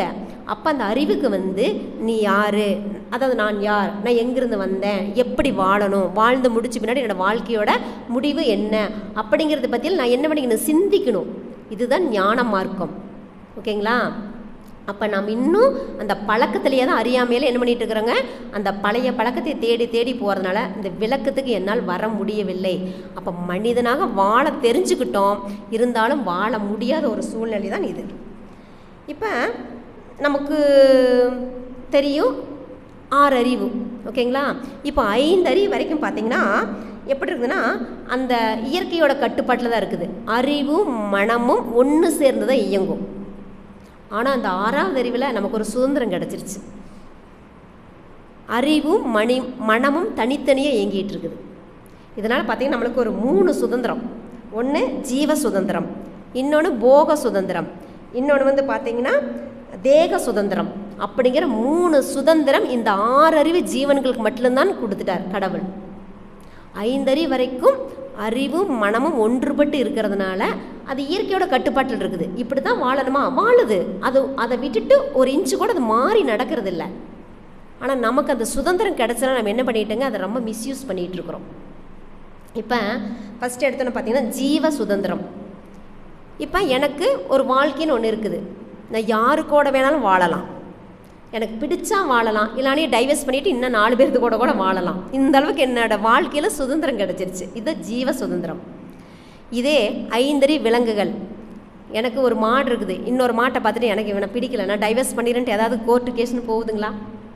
இந்த சுதந்திரம் யாருக்குங்க, நமக்கு மட்டும்தான். அப்போ என்னுடைய வாழ்க்கையை நான் எப்படி வேணாலும் வாழ்ந்து கொள்ளலாம் அப்படிங்கிற அந்த ஜீவ சுதந்திரம் நம்மளுக்கு தான் கிடச்சிருக்குது. அடுத்து வந்து பார்த்திங்கன்னா போக சுதந்திரம். போகம்னு தெரியும், சாப்பாடு. இப்போ 5 அறிவு வரைக்கும் இப்போ ஆடு மாடு யானை இந்த மாதிரி சைவம் சாப்பிடக்கூடிய விலங்குகள் சைவம் மட்டும்தான் சாப்பிட்டுட்டு இருக்குது இன்றைக்கி வரைக்கும். இனிமேலும் அதை தான் சாப்பிடும். இப்போ அசைவம் சாப்பிடக்கூடிய புலி சிங்கம் இதெல்லாம் என்ன பண்ணுதுங்க, அசைவம் மட்டும்தான் சாப்பிட்ருக்குது, மாமிசம் தான் சாப்பிட்டுட்டு இருக்குது. ஓகேங்களா? இதில் அது மாறுறதே கிடையாது. இப்போ ஒரு ஆடு இருக்குது, ஒரு ஆடு ஒரு தட்டில் கொண்டு போய் இலத்தலையெல்லாம் வைக்கிறீங்க, புல்லெல்லாம் வைக்கிறீங்க, இன்னொரு தட்டில் கொண்டு போய் சாப்பாடெலாம் வைக்கிறோம். அது எதை சாப்பிடும்? இலத்தலை புல்லு தான் சாப்பிடும். ஆனால் எனக்கு போக சுதந்திரம் கிடச்சிருச்சு 6வது அறிவில். நான் நினச்சா அந்த ஆட்டையும் சாப்பிடுவேன், அந்த ஆடு சாப்பிடக்கூடிய இலதலையும் நான் சாப்பிடுவேன். இதுதான் எனக்கு கிடைச்ச போக சுதந்திரம். செய்கிறங்களா இல்லையா? எதை வேணாலும் சாப்பிடலாம், சுதந்திரம் எனக்கு. அப்போ இதில் எந்த ஒரு கட்டுப்பாடும் கிடையாது. ஆனால் 5 அறிவு வரைக்கும் அந்த கட்டுப்பாட்டில் வாழ்ந்துட்டுருக்கு. இயற்கையின் கட்டுப்பாட்டில் வாழ்வதனால தான் அதுக்கு வாழ்க்கையில் சிக்கல் இல்லை, கவலை இல்லை. நமக்கு இந்த சுதந்திரம் கிடைச்சதை நம்ம என்ன பண்ணிட்டோங்க, எப்படி வேணாலும் வாழலாங்கிற சூழ்நிலைக்கு வந்துட்டோம். அப்போ மனிதனாக வாழ தெரிஞ்சும் நம்மளுக்கு வாழ்க்கையில் என்னாகும், வாழ தெரியல. அடுத்து வந்து பார்த்திங்கன்னா தேக சுதந்திரம். இந்த உடலையெல்லாம் அழகுபடுத்திக்கிறது இது யார் செய்கிறாங்க? மனிதன் மட்டும்தான். 6 அறிவு படித்த மனிதன் மட்டும்தான் இப்படி தன்னை அழகுபடுத்திக்கிறான். ஒன்றும் இல்லைங்க, இந்த உதிர்ந்து போன செல்லுங்கிறது முடியும் நகம்தான். இந்த முடிக்கு எத்தனை மேக்கப் பண்ணுறான். வெள்ளையாக இருந்தால் கருப்பாக டை அடிச்சுக்கிறோம், கருப்பாக இருக்கிற முடி கலர் கலராக சாயமெல்லாம் பூசிக்கிறோம். இந்த நகத்துக்கு என்னென்னவெல்லாம் நெயில் பாலிஷ் போட்டுக்கலாம், என்னென்னவெல்லாம் மேக்கப் பண்ணிகிட்ருக்குறோம். இதே காட்டில் வாழக்கூடிய எந்த ஒரு மிருகமாவது, ஒரு மாடு இருக்குது, ஒரு பியூட்டி பார்லர் போய் அழகாக ஃபேஷியல் பண்ணிக்குதா? அல்லது ஒரு சிங்கம் ஒரு பார்பர் ஷாப்புக்கு போய் நல்லா என்னோடய தாடியெல்லாம் நல்லா ட்ரிம் பண்ணிக்கிறப்போ அப்படியே ட்ரிம் பண்ணிட்டு வருதா? இத்தனையும் பண்ணுறது யாருங்க? 6 அறிவு படைத்த மனிதர்கள் தான். அதுதான் தேக சுதந்திரம். அப்போ மனிதனை தவிர எந்த ஒரு 5 அறிவு வரைக்கும் இருக்கக்கூடிய எந்த விலங்கினத்துக்கும் இந்த சுதந்திரம் இல்லை. அதாவது இயல்பில் வாழ்ந்துட்டுருக்குது. பிறக்குது, பசிக்குது, என்ன சேருது, குட்டி போடுது, செத்து போயிடுது. இப்போ நமக்கு இந்த சுதந்திரம் கிடச்சதுனால தான், இந்த 3 சுதந்திரம் கிடச்சதுனால தான் நம்ம என்ன பண்ணிட்டோங்க, அந்த அளவுக்கு நம்மளுடைய வாழ்க்கை சூழல் நம்ம மாற்றி பழகிட்டோம். இப்போ இதுதான் வந்து பார்த்திங்கன்னா நம்மளுடைய மனிதனாக வாழ தெரிந்தும் அந்த அறியாமையில் கொண்ட பழக்கத்தால் நம்ம என்ன பண்ணிகிட்டு இருக்கிறோம், நிறைய தவறுகள் பண்ணிக்கிட்டே இருக்கிறோம். சரி, இப்போ 4வது பருவம். 4வது பருவம் அப்படிங்கிறது அறிவும் செயலும் ஒன்றுபட்டு மனிதன் மனிதனாக வாழும் பருவம். இதை எப்படி வச்சுருக்கிறேன்னா அறநெறி வாழ்க்கைன்னு வச்சுருக்கிறேன் நான் எடுத்துக்கிட்டேன். அப்படி இப்போ அறிவும் செயலும் இந்த 2 எப்படி இருக்கணுங்க, ஒன்றுபட்டு இருக்கணும். இதிலிருந்து நம்மளுக்கு ஒரு மாறுபாடு வரக்கூடாது. அப்போ இப்படி வாழ்ந்தால் தான் ஒரு மனிதன் என்ன ஆகுதுங்க, மனிதனாக வாழக்கூடிய பருவம் அப்படிங்கிறாங்க. இப்போ நம்மளுக்கு முதல்நிலை அகத்தாய்விலேயே சொல்லியிருப்பாங்க, அறிவின் நிலைப்படிகள் 3 அப்படின்னு சொல்லியிருப்பாங்க. அதை நம்பிக்கை, விளக்கம், முழுமை பேர் அப்படின்னு. இப்போ அந்த அறிவிக்கே 3 படிகள் வச்சுருக்காங்க. அதற்கு முன்னாடி பார்த்தீங்கன்னா அறநெறிகள் அப்படின்னு சொல்லிட்டு ஒழுக்கம், கடமை, ஈகை அப்படின்னு. இது வந்து மனிதனுக்கு மட்டும்தான் இந்த தேவைகள் 3, காப்புகள் 3, அறநெறிகள் 3, அறிவின் நிலைப்படிகள் 3 அப்படின்னு மொத்தம் 12 வாழ்க்கை தத்துவமாக மகரிஷி பிரித்தார். அதில் பாருங்கள், மகரிஷி அந்த தேவைகள் 3, காப்புகள் 3 வரைக்கும் விலங்கினத்துக்கு மட்டும்தான், விலங்கினத்துக்கும் பொதுவானது, மனிதர்களுக்கும் பொதுவானது அப்படின்னாரு. ஆனால் இந்த அறநெறி 3ம் அறிவின் நிலைப்படிகள் 3ம் மனிதனுக்கு மட்டும்தான் அப்படின்னு அழகாக அறுதிட்டு சொல்லிட்டார். ஏன்? அது இயற்கையோட கட்டுப்பாட்டில் இயங்கிட்டு இருக்குல்ல, அதுக்கு ஒழுக்குங்கிற தேவையில்லை, அது ஒழுக்கமாக தான் இருந்துகிட்டு இருக்குது. அதுக்கு போய் கடமை அப்படிங்கிறது ஒன்று பெருசாக சொல்ல வேண்டியது, அதுக்கு ஈகை அப்படிங்கிறத பற்றி தேவையும் இல்லை. ஆனால் இதெல்லாம் யாருக்கு வேணுங்க, அந்த அறநெறி வாழ்க்கை மனிதனுக்கு மட்டும்தான் வேணும். அப்போ அந்த அறநெறி வாழ்க்கை வாழ்வதனால்தான் நம்மளுடைய மனிதன் மனிதனாக ஒன்றுபட்டு அந்த செயலும் நாமளே எப்படி இருக்கிறாங்க, ஒன்றுபட்டு செய்யக்கூடிய பருவம் அப்படின்னு சொல்கிறாங்க. இப்போ இந்த அறநெறி வாழ்க்கை அப்படின்னு என்னென்னு பார்த்தீங்கன்னா, இந்த பழக்கத்திலிருந்து விலக்கு வழிக்கு வந்துடுறது. ஓகேங்களா? இப்போ நம்ம என்ன பண்ணுறோம், பக்தி மார்க்கம் அது நம்பிக்கைன்னு சொன்னோம். இப்போ அதிலிருந்து விலக்க வழி ஞான மார்க்கத்துக்கு வந்துடுறோம். இப்போ ஞான மார்க்கத்துக்கு வந்தோன்னே முதல்ல என்ன பண்ணு தெரியுங்களா, என்னுடைய எண்ணம், சொல், செயல் இதில் எப்படி இருக்குன்னு வந்து பார்த்தீங்கன்னா ஒன்றுபட்டு என்னுடைய செயல் இருக்கணும். நான் சொல்கிறது ஒன்று, செய்கிறது ஒன்று. இப்படி இருந்து அது அற வாழ்க்கை கிடையாது. என்ன நினைக்கிறனோ, மகரிஷி அழகாக சொல்லியிருக்கிறார், அந்த ஒழுக்கத்துக்கு ஒரு டெஃபினேஷனை சொல்லியிருக்கிறார். நீ எண்ணம், சொல், செயல் இவை யாதொன்றாலும் உனக்கும் துன்பம் வரக்கூடாது, மற்றவங்களுக்கும் துன்பம் வரக்கூடாது. இப்போ வாழும் காலத்திலே வரக்கூடாது, அதனால் துன்பம் எதிர்காலத்திலே வரக்கூடாது, உடலுக்கும் வரக்கூடாது, உணர்ச்சிக்கு வரக்கூடாது. இப்படி இருந்தால் தான் அது ஒழுக்கம் அப்படிங்கிறாங்க. அப்படி என்னுடைய எண்ணம், சொல், செயல் எப்படி இருக்கணுங்க, எனக்கும் துன்பம் இல்லாமல் மற்றவர்களுக்கும் துன்பம் இல்லாமல் பார்த்து கொள்வது தான் இந்த அறநெறி. ஓகேங்களா? அப்போ அந்த எண்ணம், சொல், செயல் எப்படி இருக்கணுங்க, ஒன்றுபட்டு இருக்கணும்.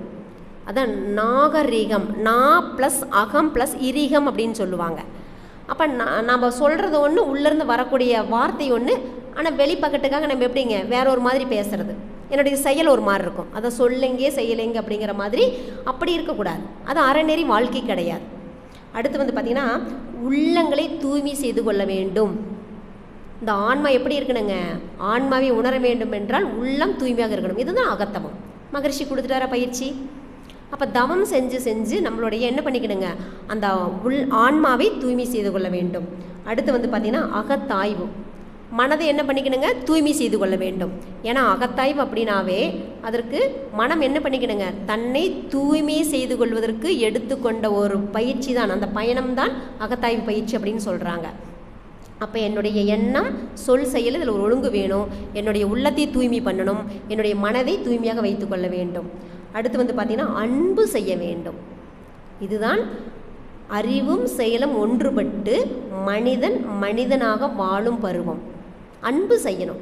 இப்போ விலங்கினம் வரைக்கும் அதெல்லாம் தேவையே இல்லை. இப்போ ஏன் நாம் அந்த 6வது அறிவு, அந்த 6வது அறிவுங்கிறத வேறு ஒன்றுமே இல்லை, மெய்யறிவு தான். அப்போ அந்த மெய்யறிவு அப்படின்னு அந்த இறைவனோட அறிவு, அந்த இறைவனோடைய தன்மை என்னங்க, அன்பும் கருணை. அப்போ நம்ம என்ன பண்ணிக்கணுங்க, அந்த அறிவு நமக்குள்ளே இருக்கிறப்ப நான் அடுத்தவங்களிடம் அன்பு காட்ட வேண்டும், கருணையோடு இருக்கணும். அடுத்து பார்த்திங்கன்னா மற்றவர்களுக்கு உதவி செய்ய வேணும், ஒத்தும் உதவி வாழணும். சரி, அடுத்து மன்னிப்பு கேட்க வேண்டும். நான் ஒரு தப்பு செஞ்சுட்டேன்னா மன்னிப்பு கேட்டணும். அடுத்து மன்னிப்பு கொடுக்க வேண்டும். அடுத்து வந்து பார்த்திங்கன்னா இந்த 6வது அறிவில் முழுமை பெற வேண்டும். இந்த மெய்யறிவு, அந்த 6வது அறிவில் மெய்யறிவு தான். இந்த மெய்யறிவின் மூலமாக அந்த மெய் உணர்வை அடையிறது தான் நம்மளுடைய அந்த 6வது அறிவில் முழுமை பெற அடைதல். சரி, இப்போ நமக்குள்ள ஒரு டவுட் வரும், ஏன் மனிதன் மனிதனாக வாழணும்? நான் எப்படி, எனக்கு தான் சுதந்திரம் கிடச்சிருச்சு இல்லை, நான் எப்படி வேணாலும் வாழ்ந்துட்டு போகலாம் இல்லை. அப்போ ஏன் இந்த இடத்துல மனிதன் மனிதனாக வாழ வேண்டும் அப்படின்னா, இப்போ நமக்கெல்லாம் தெரியும் நம்மளுடைய பிறப்பின் நோக்கம் என்னங்க, வாழ்வின் நோக்கங்கிறது இறைநிலை உணர்வு பெற வேண்டும். அதுதான் ஒரே ஒரு மனித பிறவிக்கு உண்டான நோக்கமே. அப்போ அந்த வாழும் காலத்திலேயே அந்த இறை உணர்வை பெற வேண்டும் என்றால் அப்போ மனிதனாக வாழ வேண்டிய பருவத்தில் நம்ம இருக்கணும். அதற்கு தான் அந்த அறநெறி வாழ்க்கை நாம் வாழணும் அப்படிங்கிறாங்க. இப்போ அடுத்து வந்து பார்த்திங்கன்னா செயலில் ஒழுக்கம் வேண்டும். ஏற்கனவே பார்த்த மாதிரி தான், இந்த எண்ணம் சொல் செயல் 3மே ஒன்றுபட்டு இருந்துச்சுன்னு வச்சுக்கோங்க. நம்மளுடைய எண்ணம் நல்ல எண்ணமாக இருக்கணும், எனக்கும் துன்பம் இல்லாமல் மற்றவங்களுக்கும் துன்பம் இல்லாமல். அதிலிருந்து வரக்கூடிய சொல் எப்படி இருக்குங்க, அதுவும் யாருக்கும் எந்த ஒரு துன்பம் இல்லாமல் இருக்கும். அதிலிருந்து வரக்கூடிய செயல் சூப்பராக இருக்கும். அப்போ அந்த செயல் விளைவு தத்துவத்தையும் நம்ம தெரிந்து கொள்ள வேண்டும். இன்னது செஞ்சால் இன்னது வரும்பா. அப்போ அந்த செயல் விளைவு தத்துவத்தை நம்ம உணர்ந்து கொண்டால் மட்டும்தான் அந்த அற வாழ்க்கை நம்மளால் வாழ முடியும். அப்போத்தான் மனிதன் மனிதனாக நடந்து கொள்ள வேண்டும். ஏனென்றால் நம்ம பிறவியின் நோக்கம், வாழ்வின் நோக்கம் நிறைவேற வேண்டும், பிறவி தொடரை அறுக்க வேண்டும். இதற்காகத்தான் இந்த 4வது பருவங்கிறது ரொம்ப ரொம்ப முக்கியம். ஓகேங்களா? இப்போ செயல் விளைவு. இப்போ செயல் விளைவு அப்படிங்கிறது இதுக்கு ஒரு சின்ன கதை. ஒரு ஊரில் வந்து பார்த்திங்கன்னா ஒரு படிக்காதவன் அவன் முருங்காய் வச்சுருந்தான். இப்போ ரெகுலராக அவனோட காட்டில் வரக்கூடிய முருங்காயை எடுத்துக்கிட்டு போய் பக்கத்தில் டவுனில் இருக்கக்கூடிய ஒரு மளிகை கடை கொடுத்துட்டு என்ன பண்ணுவான்னா அங்கேருந்து மளிகை பொருளாக கொஞ்சம் வாங்கிட்டு வீட்டுக்கு தேவையான அரிசி பருப்பு இதெல்லாம் வாங்கிட்டு வந்துடுவான். இப்போ அவனோட முருங்காய் பார்த்திங்கன்னா அவ்வளோ டேஸ்ட்டாக இருக்கும். அந்த முருங்காய் வாங்கிட்டு போனவங்கலாம் இவனோட முருங்காய் நல்லா டேஸ்ட்டாக இருக்குது அப்படின்னு சொன்னதுனால அந்த இவன் மேலே இருக்கக்கூடிய நம்பிக்கையினால் அந்த கடைக்காரரும் இவன் கொண்டு போகிற முருங்கைக்காய்க்கு வெயிட்டே போட மாட்டார். இவனா சொல்லுவான், இந்தாங்க 10 கிலோ, இந்தாங்க 5 கிலோ அப்படின்னு சொல்லி கொடுத்துட்டு வந்துடுவான். அப்புறம் இப்படியே நாள் போயிட்டே இருந்துச்சு. ஒரு நாள் வந்து பார்த்திங்கன்னா இவன் முருங்காய் கொண்டு போய் கொடுக்குறான். ஒரு கல்யாண விருந்துக்காக, திருமண விருந்துக்காக வந்து ஒருத்தர் முருங்காய் வாங்க வராரு. ஏன்னா வெளியிலேருந்து வாங்குறவங்களுக்கு இவர் வெயிட் போட்டு தான் கொடுத்தாகணும் கடைக்காரரு. அப்போ என்ன பண்ணுறாருன்னா, அப்போ தான் இவர் வந்து இந்த முருங்காய் வியாபாரி ஒரு 10 கிலோ முருங்காயை கொடுத்துட்டு போயிருக்கிறாரு. அவர் இந்தாங்க 10 கிலோ முருங்காய் அப்படின்னு எடுத்து வெயிட் போடுறாரு. 9 கிலோ தான் வந்துச்சு. இவருக்கு எப்படி இருக்காது, அட இவனை அப்படி நம்பி இவன் மேலே நம்பிக்கை வச்சு நம்ம எடை கூட போடாமல் நல்லா வாங்கி இது பண்ணிகிட்டு இருந்தனே, இவன் நம்மளை இவ்வளோ நாள் இப்படி தான் ஏமாற்றிட்டு இருந்தானா, அவன் நாளைக்கு வரட்டும், அவனை நல்லா திட்டி விடலாம் அப்படின்னு சொல்லிட்டு அவன் மேலே அவ்வளோ கோபமாக இருக்கிறாரு. அடுத்த நாள் இந்த முருங்காய் வியாபாரி போகிறான், கடைக்கு போகிறான். போனோன்னா இவருக்கு இருந்த கோபத்தில் அவனை ஓங்கி அரைஞ்சிட்டார். இவனுக்கு ஒன்றுமே புரியல, எதுக்காக இப்படி ஒரு செயலை செஞ்சீங்க அப்படின்னா, நான் உன் மேலே எவ்வளோ நம்பிக்கை வச்சுட்டு இருந்தேன், நீ கொண்டு வரக்கூடிய முருங்காயோட அளவு சரியாக இருக்குங்கிறதுனால தான் உன் மேலே நம்பிக்கை வச்சு வாங்கிட்டு இருந்தேன். இன்றைக்கி பாரு வெயிட் போட்டு பார்த்தா 9 கிலோ தான் இருக்குது, டெய்லி ஒரு கிலோ என்கிட்ட ஏமாற்றிருக்க அப்படின்னு அவன் கடைக்காரன் சொல்கிறான். அதுக்கு அந்த முருங்காய் வியாபாரி அப்போ சொல்கிறான், இங்கே பாருங்கள், எனக்கு இந்த எடக்கல்ல வாங்குற அளவுக்குலாம் எனக்கு காசு இல்லை, அதனால் நான் உங்ககிட்ட வாங்கிட்டு போகிற அந்த அரிசி 1 கிலோ அரிசி அல்லது 1 கிலோ பருப்பை ஒரு பக்கம் வச்சுக்குவேன், மீதி இன்னொரு பக்கம் அந்த முருங்காய் வைப்பேன். 2 ஈக்குவலாக வந்துச்சுன்னா என்ன பண்ணுவேன், அந்த முருங்காய் ஓகே 1 கிலோ வெயிட் இருக்குதுன்னு சொல்லிட்டு உங்களுக்கு கொண்டாந்து கொடுத்துருவேன். இப்போ யார் மேலே தப்புங்க? அப்போ தான் அவனுக்கு சுருக்குங்குது கடைக்காரனுக்கு. இதுதான் செயல் விளைவு தத்துவம். இப்போ அவன் தப்பு பண்ணிக்கிட்டு விளைவு எங்கேங்க அவனுக்கே திரும்ப போகுதில்ல. அப்போ தேவையில்லாமல் ஒருத்தனை என்ன பண்ணுறாங்க, அவமதிக்கிறாங்க. அப்போ அந்த செயல் விளைவு தத்துவங்கிறது ரொம்ப ரொம்ப முக்கியம்.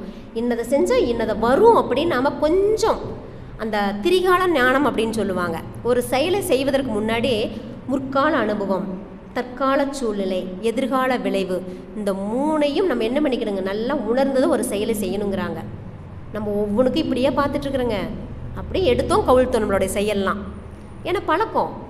அப்போ எந்த ஒரு செயலை செஞ்சாலும் இந்த செயல் செய்கிறப்ப ஏற்கனவே ஒரு அனுபவம் கிடச்சிருக்கும், அதிலிருந்து நம்ம கொஞ்சம் ஆராய்ச்சி பண்ணி ஓகே இப்போ அடுத்து நம்ம இதிலிருந்து நம்ம என்ன பண்ணிக்கிடுங்க, இப்போ அந்த செயலை செய்வதற்கு உண்டான சூழல் கரெக்டாக இருக்குதா, அந்த சூழலே சரியாக இருக்குதா, அதையும் புரிஞ்சுக்கிட்டு இப்படி செஞ்சால் இன்னதை வரும் அப்படி நம்ம என்ன பண்ணிக்கிடுங்க, அந்த விளைவை கணிச்சுக்கிட்டு தான் அந்த செயலை செய்யணும். இதுதான் செயல் விளைவு தத்துவம். ஓகேங்களா? அப்போ அந்த செயல் விளைவு தத்துவத்தை நம்ம தெரிஞ்சுக்கிட்டு தான் செயலை செய்யணும் அப்படிங்கிறாங்க. அடுத்து பார்த்திங்கன்னா, இந்த மனிதன் மனிதனாக வாழக்கூடிய பருவம் தான் 4வது பருவம். அப்போ அந்த அவனுடைய செயலும் அறிவும் ஒன்றுபட்டு இருக்கணும். அப்போ அந்த மனிதன் மனிதனாக வாழ்வதற்கு நம்ம என்ன பண்ணிக்கணுங்க, அகத்தாய்வு. ஏன்னா ஆராய்ச்சி பண்ணிக்கிட்டே இருக்கணும். ஒவ்வொரு நிமிடத்திற்கு நிமிடம், சனத்துக்கு சனம் நம்மள ஆராய்ச்சி நடந்துக்கிட்டே இருக்கணும். எனக்குள்ளே ஏன் இந்த எண்ணம் வருது, இந்த எண்ணத்தை செயல்படுத்தலாமா, அப்போ ஆசை இதை நிறைவு செய்யலாமா, சினம் வருது இது எப்படி பொறுமையாக இது பண்ணணும் அப்படின்னு ஆராய்ச்சி நடந்துக்கிட்டே இருக்கணும். அப்போ தான் நம்ம மனிதன் மனிதனாக வாழ்கிறதுக்கு தகுதி ஆகிட்டுன்னு சொல்லலாம். ஏன்னா மனிதன் அப்படின்னாவே அதுக்கு என்ன மீனிங் தெரியுங்களா, மனம் ப்ளஸ் இதன் ஈக்குவல் டு மனிதன். மனம் இதமாக இருந்தால் தான் மனிதனா, இந்த கேள்வியிலே எல்லோரும் அவுட் ஆகிட்டோம். அப்போ அதனால தான் நம்ம இன்னும் அந்த பருவத்திலே விட்டு தாண்டி இந்த பக்கம் வரவே இல்லை. நமக்கு எல்லாம் மனம் இதமாக இருக்குதா, கொஷியமாக இருக்குதான். அப்போ அந்த மனித நேயம், மிருக நேயம்னு சொல்லவே இல்லை, மனிதனுக்கு மட்டும்தான் அந்த நேயம் இருக்குதுங்கிறாங்க. நேயம்னு என்னங்க, அன்பு, கருணை, ஒரு ஒத்து உதவி வாழ்கிறது. ஒருத்தர் கஷ்டப்பட்டாங்கன்னா நாம் தான் போய் மற்றவங்களுக்கு அந்த கஷ்டத்தை போக்கக்கூடிய அளவுக்கு உதவி செய்யணும். அந்த நேயம் அப்படிங்கிறது நம்மக்கிட்ட தான் இருக்குது. ஓகேங்களா? அப்போ மனிதன் மனிதனாக வாழ வேண்டும் என்றால் அந்த மனதின் அந்த இருப்படுத்தி நம்ம அறிந்து கொள்ள வேண்டும். அந்த மனதை உயிர் மேல் வைக்கணும் அப்படின்னு சொல்கிறாங்க. அதற்காக தான் பயிற்சிகள்லாம் கொடுத்துருக்காங்க. இப்போ நம்ம சொல்கிறோம் மனிதன் மனிதனாக வாழ்றதுலாம் ரொம்ப கஷ்டங்க, இப்படியெல்லாம் ஒரு வாழ்க்கை வாழ முடியுமா? இப்போ நம்ம இங்கே வந்துட்டோம், அறநெறி வாழ்க்கை தெரியாமல் இருக்குதா, அல்லது தவம் செய்ய தெரியாமல் இருக்குதா, எல்லாம் தெரிஞ்சுக்கிட்டோம். தவம், தத்துவம், அகத்தாய்வு பயிற்சி எல்லாம் தெரிஞ்சுக்கிட்டோம். ஆனால் இப்படி வாழ்கிறது கொஞ்சம் சிரமம் அப்படின்னு தான் நம்மளுக்கெல்லாம் தோணுது. மகரிஷி சொன்ன தத்துவத்தை பிரகாரம் வாழ்ந்தால் ரொம்ப மனிதன் மனிதனாக வாழலாம். அப்போ மனிதன் மனிதனாக வாழ்வதுதான் அரிது அப்படி நாம் நினச்சிட்ருக்குறோம். ஆனால் வேதாத்திரியம் என்ன சொல்லுது அப்படின்னா, மனிதன் மனிதனாக வாழ்வதுதான் மிக மிக எளிது அப்படிங்கிறாரு. மிக மிக எளிது அப்படின்னு சொல்கிறாங்க. அதுக்கு என்ன சொல்கிறாருன்னா, வேறு ஒன்றுமே இல்லைப்பா, நீ விட வேண்டியதெல்லாம் விட்டுட்டினா பெற வேண்டியதெல்லாம் அங்கேயே இருக்குது. விடுறது மட்டும் கொஞ்சம் விட்டுரு. எதாவது விடணும், எங்கிட்ட இருக்கிற ஈகோ, நான் தான், அந்த பொருள் பற்று, அதிகாரப்பற்று, கொஞ்சம் ஆசை, கொஞ்சம் கவலை, ஒரு கொஞ்சம் சினம், இதையெல்லாம் விட்டுட்டினா அங்கே இருக்கக்கூடிய நல்லதெல்லாம் அங்கேயே இருக்குது, நீ எடுத்துக்கும். அதனால மகரிஷி சொன்னார்ல, குரு காணிக்கையா. எல்லோரும் கேட்டாங்க, சாமிஜி உங்களுக்கு என்ன வேணும் அப்படின்னு கேட்குறப்ப, உங்கள்கிட்ட இருக்கக்கூடிய தேவையில்லாத குணமெல்லாம் இருக்கும் பார்த்தியாப்பா, அதெல்லாம் எங்கிட்ட கொடுத்துரு, நீ மற்றதெல்லாம் எடுத்துகிட்டு போய்க்கோ அப்படின்னாரு. அப்போ நம்மக்கிட்ட இருக்கக்கூடிய விட வேண்டியதெல்லாம் விட்டு விட்டால் பெற வேண்டியது எல்லாம் அங்கேயே இருக்கும். அப்போ மனிதன் மனிதனாக வாழ்வது ரொம்ப ரொம்ப ஈஸி. இதெல்லாம் விடுறத கஷ்டமாப்பா, நான் அந்த பயிற்சியும் கொடுத்துட்டுனில்ல, கொஞ்சம் உங்களுக்கு முயற்சி தான் வேணும் அப்படிங்கிறார். அந்த ப்ராக்டிஸ் தான் வேணும் அப்படிங்கிறாங்க. அதே போல் அதான் மகரிஷி சொல்லுவாங்க, மற்றவரை வாழ வைத்து வாழ், மற்றவர்களை மகிழ்வித்து மகிழ் அப்படிங்கிறாங்க. அப்போ மனிதன் அப்படின்னு என்ன பண்ணணுங்க, நாம் அடுத்தவங்க சந்தோஷப்பட்டாங்கன்னா அந்த சந்தோஷத்தை பார்த்து நம்ம மன சந்தோஷப்படணுமா. இப்போ நம்ம என்ன பண்ணுறோங்க, அடுத்தவங்க கொஞ்சம் அந்த வளர்ச்சி அடைஞ்சிட்டாங்கன்னா இங்கே கொஞ்சம் பொறுக்காத ஒரு உணர்வு வந்துடுது, பொறாமைங்கிற ஒரு உணர்வு வருது. அப்போ நம்ம என்ன மனிதன் அந்த கேட்டகரிக்கு நம்ம வரல. இப்படி தான் நம்ம பிரிச்சுக்கணும் நம்ம வாழ்க்கையை. அடுத்து வந்து பார்த்திங்கன்னா 5வது பருவம். இந்த 5வது பருவம் பாருங்கள், தான் நெறியோடு வாழ்ந்தும் தெளிவு அற்றவர்களால் தனக்கும் சமுதாயத்திற்கும் விளையும் கேடுகளை நீக்கி தன்னை போல் அனைவரும் நெறி அறிந்து வாழும் சூழ்நிலைகளை உருவாக்க வேண்டும் என்று முனைந்து செயலாற்றும் பருவம். ஏன்னா அந்த வார்த்தையை அப்படியே படிக்கிறேன், இது மகரிஷியோட வார்த்தைகள். அந்த வார்த்தையில் நம்ம எதையுமே கூட்டம் வேணாம், குறைக்கவும் வேணாம். இப்போ இது வந்து பார்த்திங்கன்னா நம்ம மகரிஷி மாதிரி இருக்கக்கூடிய அறிவின் பருவங்கிறது இந்த இதுக்கு வந்து பார்த்திங்கன்னா தேன் மாதிரி இருக்கணுங்கிறாங்க. இப்போ தேன் அப்படிங்கிறது தானும் கெடாது, தன்னோட சேர்த்து வச்சு எதையுமே கெட்டு போக விடாது. ஓகேங்களா? இப்போ ஒரு வாழைப்பழம் இருக்குது அப்படின்னா அந்த வாழைப்பழங்கிறது ஒரு 2 நாள் 3 நாள் கெட்டு போயிடும், அழுகிடும். ஆனால் அந்த வாழைப்பழத்தை சுத்தமான தேன் நான் சொல்கிறது, அந்த சுத்தமான தேனுக்குள்ளே ஒரு வாழைப்பழத்தில் கட் பண்ணி போட்டு வச்சிட்டிங்கன்னா தேனும் கெடாது, தன்னோட சேர்ந்தவற்றையும் கெட்டு போகிறதுக்கு விடாதுங்களாம். அப்படி இருக்கு நம்ம வாழ்க்கை.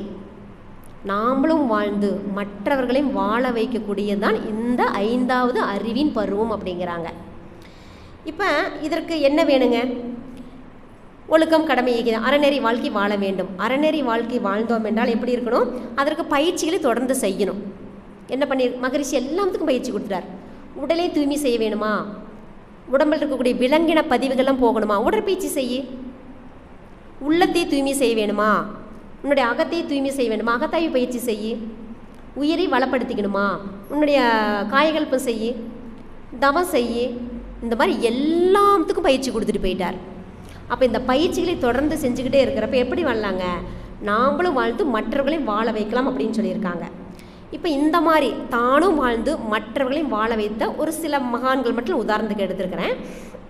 இப்போ உதாரணத்துக்கு பாரதியார். இப்போ பாரதியார் அப்படின்னு பார்த்தீங்கன்னா தன்னுடைய கவிதைகள், பாடல்கள் மூலமாக என்ன பண்ணாருங்க, நிறைய தேசபக்தி, சமூக விழிப்புணர்வு, பெண்ணுரிமை, இதெல்லாம் நிறையா கருத்துக்களை மக்களிடத்துல போய் சேர்த்தார். ஆனால் பாரதியாருக்கு வராத அவமானங்களா நினச்சி பாருங்கள். சாப்பாட்டுக்கே வழி இல்லை.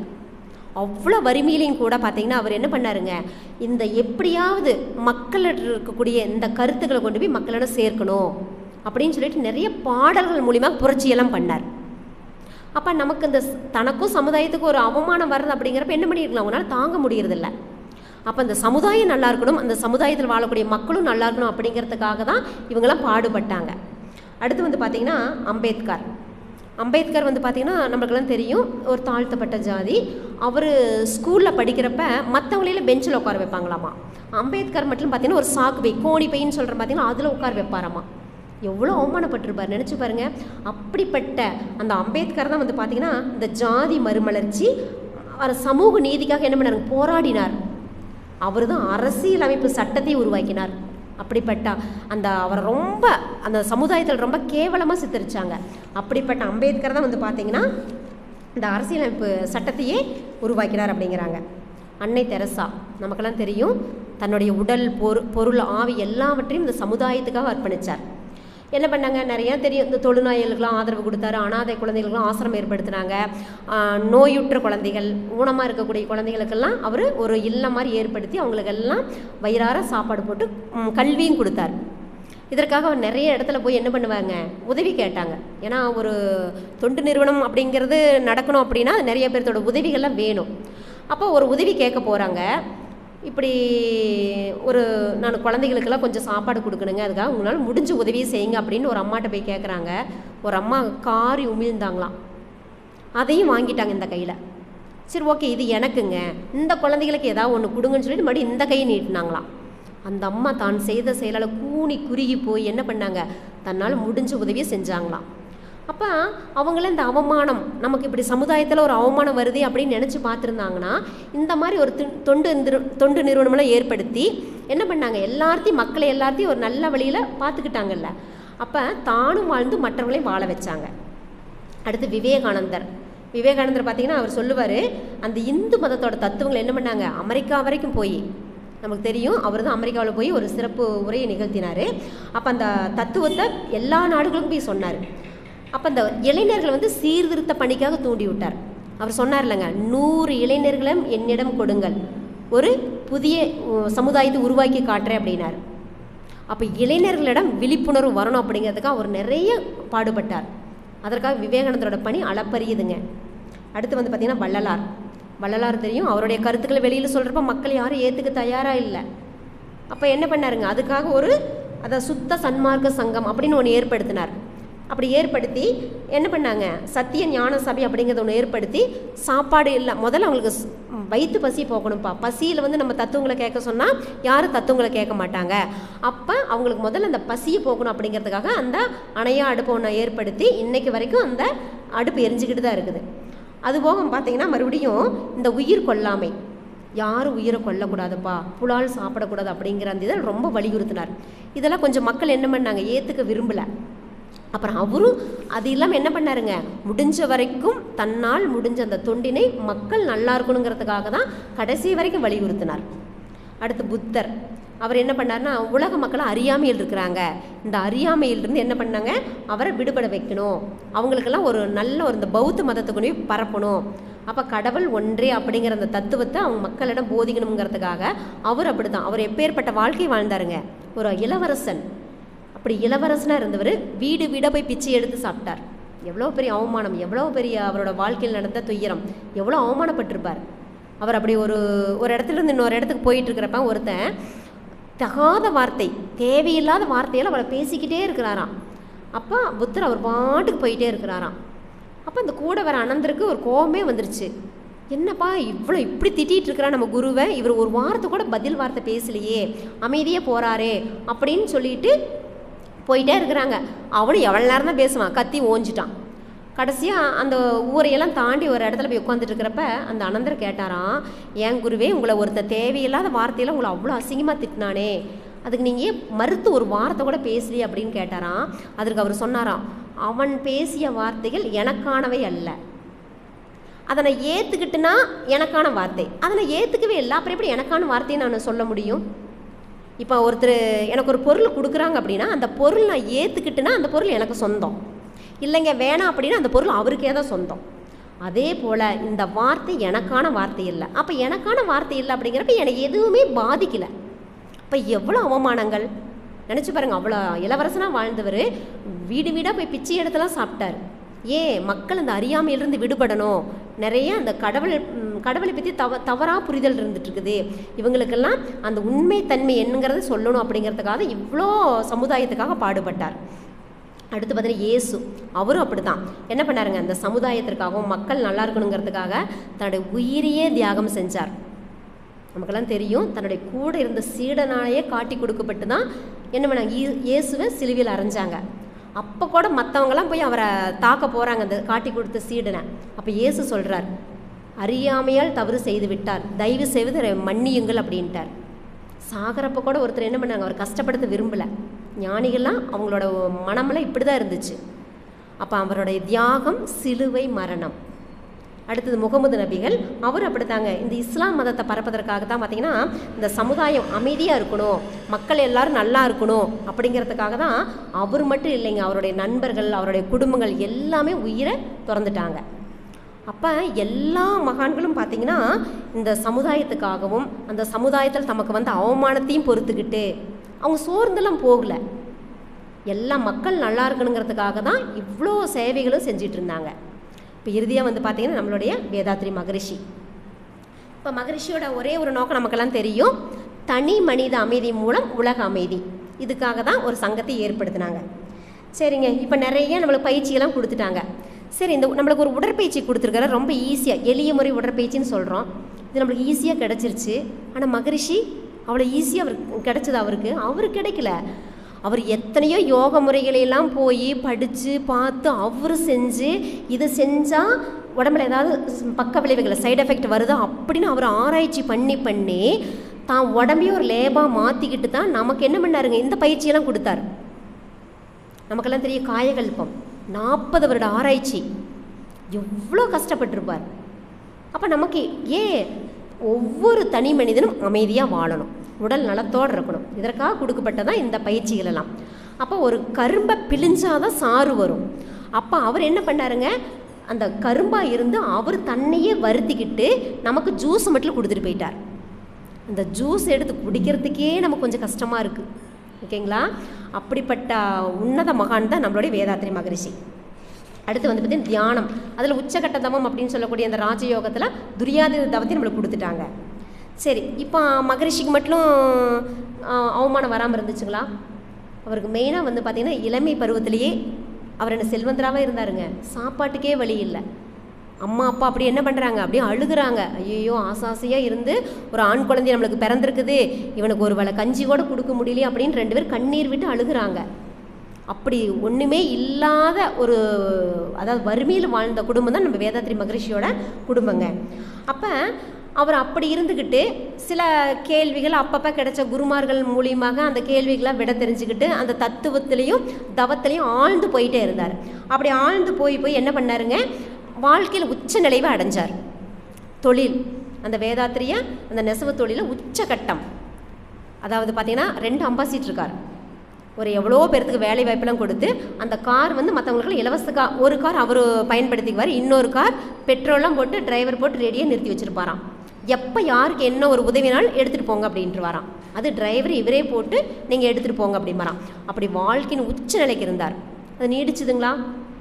உலகப்போர் வந்துச்சு, பொருளாதார சீரழிவு வந்துச்சு, என்னாச்சுங்க, அப்படியே எல்லாம் இழந்துட்டார். இருக்கிறதெல்லாம் விற்று தங்கிட்ட வேலை செஞ்ச பணியாளர்களுக்கெல்லாம் அந்த பணத்தை கொடுத்துட்டு இவர் 2 மனைவியும் கூட்டிக்கிட்டு நடுத்தெருவுக்கு வந்துட்டார். நினச்சி பாருங்க. அப்போ கூட வந்த ஆராய்ச்சியிலையும் மக்கள் நல்லா இருக்கணுங்கிற அந்த ஒரு உயர்ந்த எண்ணம் தான் அவர்கிட்ட இருந்துச்சு.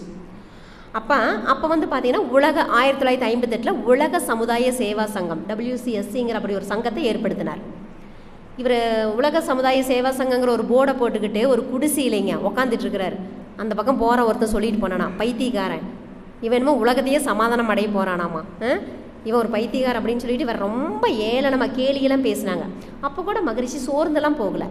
அவருக்கு தெரியும், நிச்சயமாக இன்றைக்கி நான் ஒருத்தன் தான் உட்காந்துட்டு இருக்கிறேன். இந்த உலக சமுதாய சேவா சங்கம் அப்படின்னு ஒரு அமைப்பை ஏற்படுத்தி இன்றைக்கி நான் ஒருத்தன் உட்காந்துட்டு இருக்கிறேன், நாளைக்கு 1 கோடி பேர் இதில் உட்காந்துட்டு இருப்பாங்க அப்படின்னு அன்னைக்கு அவர் நினச்சார்.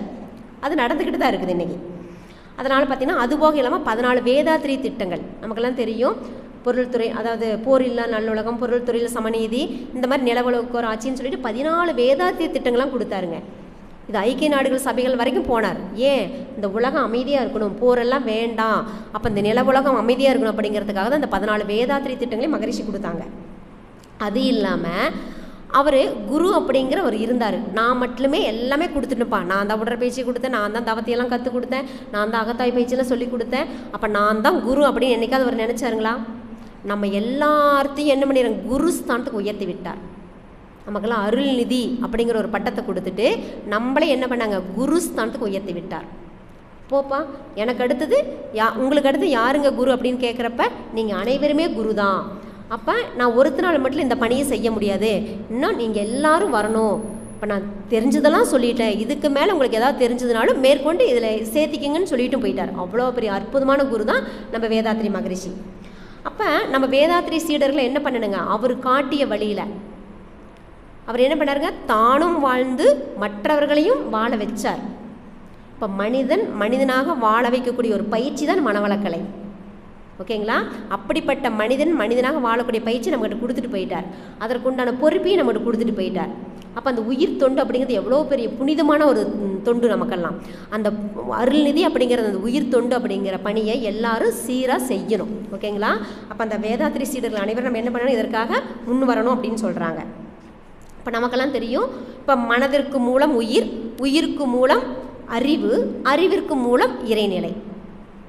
அப்போ அந்த மனம்தான் அறிவாக இருக்குது. அப்போ இந்த மனதை இறைநிலையோடு இணைக்கக்கூடிய அந்த பயிற்சிக்கு பேர் தான் தவம். அப்போ அந்த இறைநிலை உணர்வோடு செய்யக்கூடிய எல்லா செயல்களுமே அறிவின் 5வது பருவங்கள்.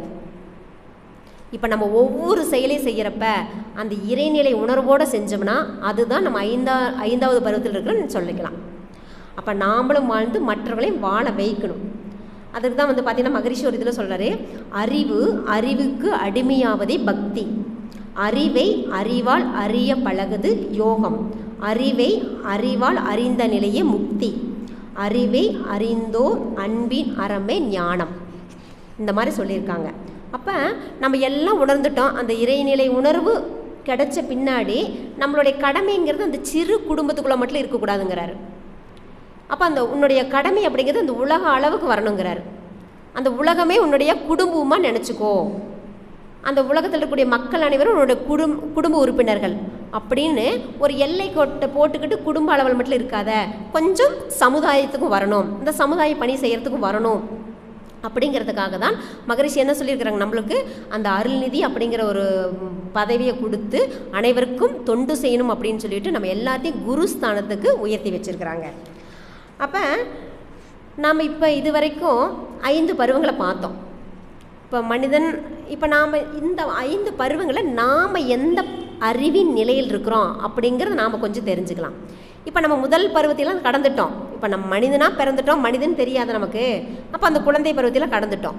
இப்போ 2வது பருவம் மனவளக்கலைக்கு முன்புன்னு நான் சொல்லிட்டேன். அப்போ மனிதனாக தெரிஞ்சும் மனிதனாக அவன் நடந்து கொள்ளாத பருவம் மிருகத்தனம். இப்போ அதையும் விட்டுருங்க. இப்போ நம்ம மனவளக்குள்ளார வந்துட்டோம். இப்போ நம்ம மனவளக்கலைக்குள்ளார் வந்த பின்னாடி மனிதனாக வாழ தெரிந்தும் அதுவரையில் அறியாமையில் கொண்ட பழக்கத்தின் காரணமாக உணர்ச்சி ஆராய்ச்சி என்ற 2 நிலையிலே போராடக்கூடிய வாழ்க்கையை தான் நம்ம வாழ்ந்துட்டுருக்குறோம். நான் என்னை எடுத்துக்கிட்டேன். ஓகேங்களா? அப்போ நம்ம இன்னும் பழக்கத்துலேயும் இருக்கிறோம். அதாவது தெரிஞ்சிருச்சு, கடவுளில் எதுன்னு தெரிஞ்சுக்கிச்சு. இப்போ தெரிஞ்சு பின்னாடி நான் என்ன பண்ணலாம், கோயிலுக்கு போகாமல் இருக்க முடியல. அது சாமி குத்தம் ஆயிருமா, ஏதாவது தவறு செஞ்சிருவா, கடவுள் ஏதாவது என்னை தண்டிச்சிருவாரா அப்படின்னு ஒரு பயத்தோடு எனக்கு என்ன பண்ணுறேன், அந்த பழக்கத்துக்கு உடனே வந்துடுறேன். அப்போ அந்த பழக்கத்துக்கும் விளக்கத்துக்கும் இடையில போராடி கொண்டிருக்கக்கூடிய ஒரு ஜீவன் தான் இந்த மனிதன். அப்போ நான் இந்த கேட்டகரியில் தான் இருக்கிறேன். இன்னும் எனக்கு எல்லாம் தெரிஞ்சிருச்சு, என்னால் விளக்க வழி தெரிஞ்சு அதில் போய் நிற்க முடியல, பழக்கத்திலிருந்து விடுபட முடியல. இதுதான் என்னுடைய அறிவின் பருவங்களை நான் இருக்கக்கூடிய ஸ்டேஜ். இப்போ இதையெல்லாம் தாண்டி வரணுங்கிறாரு. தாண்டி பழக்கத்திலேயே சுற்றிட்டு இருக்காதப்பா, கொஞ்சம் விளக்க வழி சொல்லி கொடுத்துட்டேன், நீ இந்த விளக்கத்துக்கு வந்துட்டு மனிதனாக வாழணும். அப்போ என்ன வாழ்க்கை? அறநெறி வாழ்க்கை. அந்த ஒழுக்கம் கடமை ஈகைங்கிற அந்த அறநெறி வாழ்க்கை வாழ்ந்துட்டு இருந்தீனா, அப்போ அடுத்தது நம்மளுக்கு அந்த 6வது அறிவு தான் இந்த மெய்யறிவு. அந்த மெய்யறிவு இந்த மெய் உணர்வை அறியக்கூடிய அறிவு. அந்த உணர்வு அடைந்து விட்டால் நம்மளுடைய செயல்கள் எப்படி இருக்குங்க, இறை உணர்வோடு செய்கின்ற செயல்கள் அனைத்தும் அறிவின் 5வது பருவம்.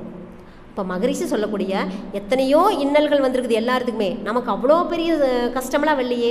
நினச்சி பாருங்கள், அந்த மகான்களுக்கெல்லாம் வந்த சிரமம் நமக்கெல்லாம் வந்திருந்தா நம்மளாம் மன்றத்துக்கே வரமாட்டோம்.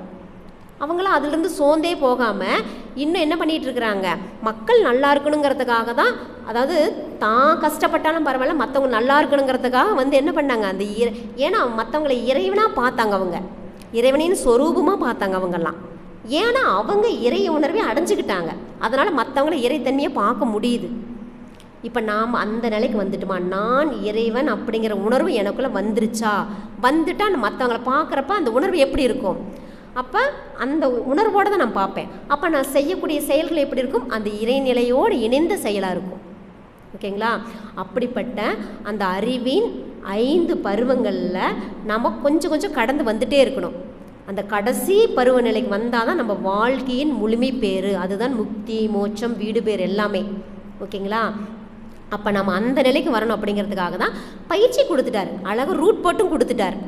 நம்மளுக்கு கொஞ்சம் நடந்து போகிற பாதை தான் நம்மளுக்கு கொஞ்சம் கரடமுரடாக இருக்கிற மாதிரி தெரியுது, ஆனால் அவர் ரொம்ப ஈஸியாக எளிமைப்படுத்தி கொடுத்துட்டார். அப்போ நம்ம என்ன பண்ணிக்கணுங்க, மகரிஷி கொடுத்த பயிற்சியை, மனவளக்கலையை நம்ம என்ன பண்ணிக்கணுங்க, சரியாக பயிற்சி செய்து மனிதனாக வாழ்ந்து நாமும் வாழ்ந்து மற்றவர்களையும் வாழ வைப்போம் என்று கூறி இந்த நல்லதொரு வாய்ப்புக்கு நன்றி கூறி விடைபெறுகிறேன். வாழ்க வளமுடன். இதுகாரும் 1 மணி நேரத்திற்கு மேலாக அறிவின் பரிணாமங்கள் என்ற தலைப்பிலே மிகச்சிறப்பாக பேசிய பேராசிரியரை வாழ்த்தி, கலந்து கொண்ட உங்களையும் வாழ்த்தி கூட்டத்தை நிறைவு செய்வோம். பேராசிரியர் சாந்தாமணி அம்மையார் அவர்கள் வாழ்க வளமுடன், அவர்களது அன்பு குடும்பம் வாழ்க வளமுடன், அவர்களது அருள் தொண்டு வாழ்க வளமுடன், அவர்களது பொருளாதார மேம்பாடு வாழ்க வளமுடன். இன்று மாலை கூட்டுத்தவத்தில் கலந்து கொண்ட இருவாழ் மெய்யன்பர்கள் அனைவரும் வாழ்க வளமுடன், அவர்களது அன்பு குடும்பம் வாழ்க வளமுடன், அவர்களது அருள் தொண்டு வாழ்க வளமுடன், அவர்களது பொருளாதார மேம்பாடு வாழ்க வளமுடன், வாழ்க வளமுடன், வாழ்க வளமுடன். உலகநல வாழ்த்து. உலகமெல்லாம் பருவமழை ஒத்தபடி பெய்யட்டும், உழவரெல்லாம் தானியத்தை ஓப்புடனே பெருக்கட்டும். பல தொழில்கள் புரிகின்ற பாட்டாளி உயரட்டும். பகுத்துணர்வில் தொகுத்துணர்வு பண்பாட்டை உயர்த்தட்டும். கலகங்கள் போட்டி பகை கடந்தாட்சி நடக்கட்டும். கல்லாமை கடன் வறுமை களங்கங்கள் மறையட்டும். நலவாழ்வை அளிக்கும் மெய் ஞான ஒளி வீசட்டும். நம் கடமை அறவாழ்வின் நாட்டத்தே சிறக்கட்டும். நம் கடமை அறவாழ்வின் நாட்டத்தே சிறக்கட்டும். நம் கடமை அறவாழ்வின் நாட்டத்தே சிறக்கட்டும். வாழ்க வையகம், வாழ்க வையகம், வாழ்க வளமுடன். அமைதி, அமைதி.